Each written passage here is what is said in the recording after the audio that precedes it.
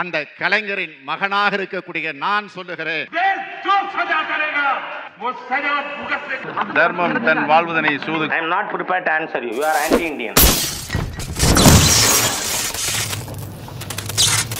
முடிவு பண்ணிட்டீங்களா? யாருக்கு ஓட்டு போட போறீங்க? குடும்ப அரசியல்ங்கிற பேர்ல நாட்டையே குழி தோண்டி புதைச்சாங்களே அவங்களுக்கா? இல்ல நம்ம உரிமைக்காக போராடும் போது நம்மளை அடிச்சு துரத்தினாங்களே அவங்களுக்கா? நலத்திட்டங்கிற பேர்ல நிலத்தையே நாசமாக்கி நம்ம விவசாயிகளை நாட்டையே தலகுனிய வச்சாங்களே அவங்களுக்கா? இல்ல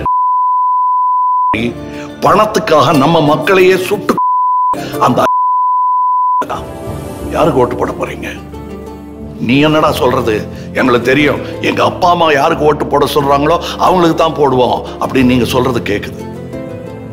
கரெக்ட், அம்மா அப்பா சொல்றபடி கேட்கணும். ஆனா எந்த அப்பா அம்மா சொல்றபடி கேட்கணுங்கிறத நான் சொல்றேன், கொஞ்சம் கேளுங்க. மொத்த அரசாங்கமும் சேர்ந்து நீட் தேர்வுங்கிற பேர்ல ஒரு பொண்ணை கொண்டாங்களே, அந்த பொண்ணோட அப்பா அம்மாட்ட கேட்டு பாருங்க, அவங்க சொல்லுவாங்க யாருக்கு போடக்கூடாதுன்னு.